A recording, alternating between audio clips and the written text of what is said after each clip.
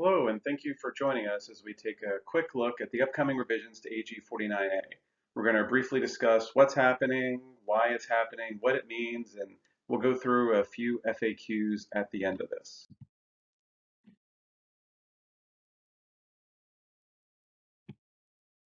So first of all, what's actually happening here?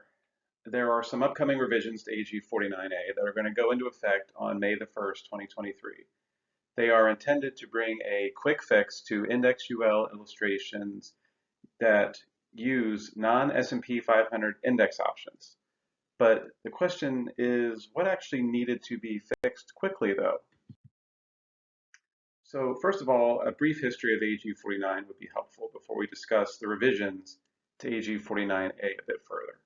Before AG 49, carriers would use a variety of look-back time frames when determining their illustrated rates. Some would use a 15-year look-back, or a 20-year, or 25, or 30-year look-back time frame, and this lack of uniformity resulted in higher illustrated rates than we see today. Now, the original AG 49 came in two phases. The first was on September the 1st, 2015, and this standardized that look-back time frame to 25 years and effectively lowered max illustrated rates. A typical product that had a 12% cap and a 0% floor would have an illustrated rate in the high 6% range. So that standardization of look-back timeframes helped to bring down those illustrated rates. Now the second phase of AG 49 went into effect on March the 1st, 2016. And this limited index credits on loans to 100 basis points greater than the loan charge on a participating or a variable loan. It also mandated consumer disclosures. It introduced alternate rate scale and mandated the inclusion of a chart showing 20 years of actual index returns.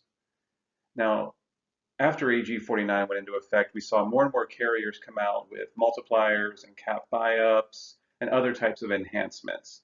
So AG 49A went into effect on December the 14th, 2020. And what this did is it was really targeted towards products with those multipliers, the cap buy-ups, and other enhancements.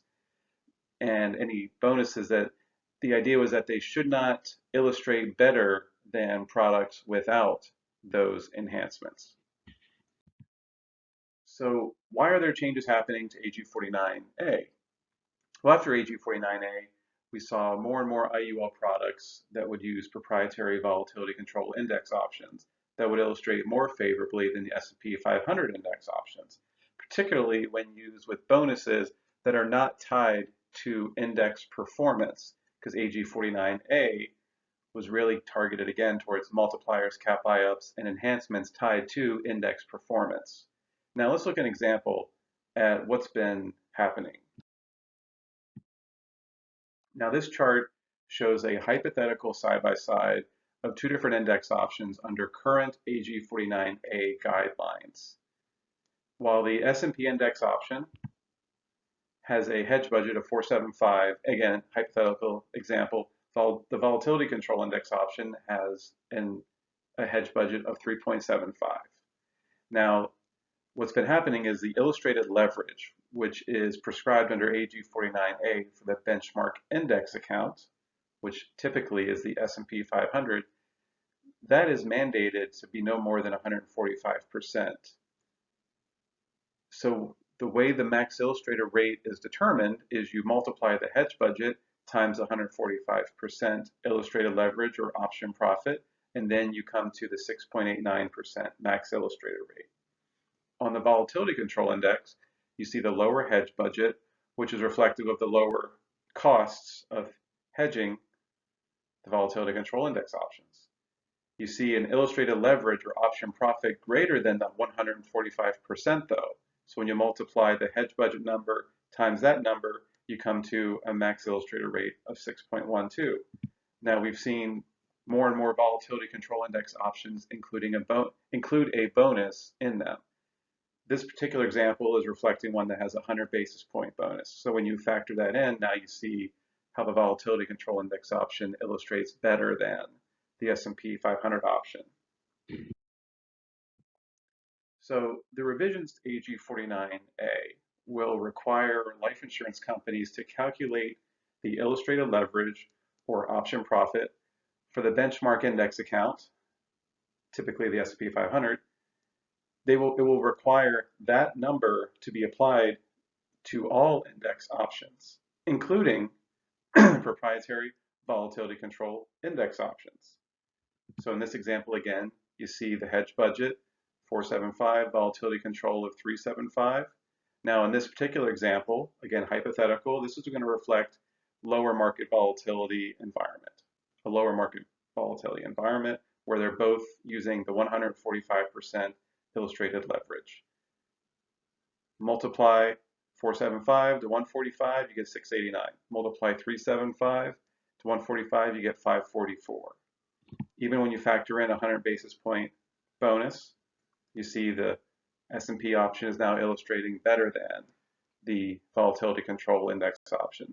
So the outcome in this particular example of the quick fix that's intended has worked. The updated guidelines will also require life insurance companies to reflect the current market volatility in calculating the illustrated leverage for the benchmark index account. For example, when volatility and option costs are lower, the calculated leverage would be higher. When volatility and option costs are higher, the calculated leverage will be lower. The previous chart that we just looked at was an example of the former, a lower market volatility environment. This one shows a higher market volatility environment. And you see that reflected in the illustrated leverage of 129% versus 145%. The cap ratedness, for example, is also lower at 975. But when we do all the calculations again, you see that even with the 100 basis point bonus on the volatility control index option, it still is illustrating at a lower rate than the S&P option is. This is the intended quick fix of the revised AG 49A, is to keep volatility control index options on a level playing field in regards to the illustrated leverage as the S&P 500 or the benchmark index account will be on. So what does this all mean at the end of the day? First of all, like AG 49 and like AG 49A, the revised guidelines only affect how IUL products are actually illustrated. They are not affected in terms of their design, their features, their benefits, their riders, only how they're illustrated. Uncapped strategies, higher participation rates, fixed interest bonuses, things like that that are very common among most volatility control index options are still permitted under these revised guidelines. But the illustrated performance between the quote-unquote best illustrations and the quote-unquote worst illustrations will begin to narrow considerably. Some carriers will change their default illustration option back to an S&P 500 index option and away from the proprietary volatility control index options. Some will choose to keep it as they have been doing it. The important thing to keep in mind, though, is that these proprietary volatility control index options should continue to be available and continue to resonate with clients who value that wider variety of asset classes, along with the expectation that these volatility control index options bring for more stable returns. So let's go through some quick FAQs. When do these revisions go into effect? They go into effect on May the 1st, 2023. When will carriers implement these changes, though? This is going to vary by carrier. Most will require app submission by May 1st, but others will require policies to be paid before then. So it's really important to work with your TELUS team on specific dates for specific carriers. What might be affected the most is the dates on when illustrations have to be run by. So please work with your TELUS team on the specific dates for the specific products for those particular carriers that you like to work with. Will in-force policies be affected? No, they will not be affected. Now with all these changes to AG 49, AG 49A, and the revisions to AG 49A now, is this the end of the IUL market? Definitely not. According to LIMRA stats through the end of 2022, IUL sales make up about 80% of total UL sales. So this is not a product category that's going to go away anytime soon. These changes are a natural response to a product category that has grown and evolved over the years. Carriers will continue to innovate, add new features and benefits, and the value proposition of IUL has not changed. It's still upside potential and downside protection. It's more important than ever, though, to focus on those features, those benefits, those riders that will not change for the life of the policy, rather than to focus on illustrated values that can and will change. We hope this has been helpful in answering some of the questions that you may have had. If you have additional questions, please contact your TELUS team. Thank you again for joining us and have a great day.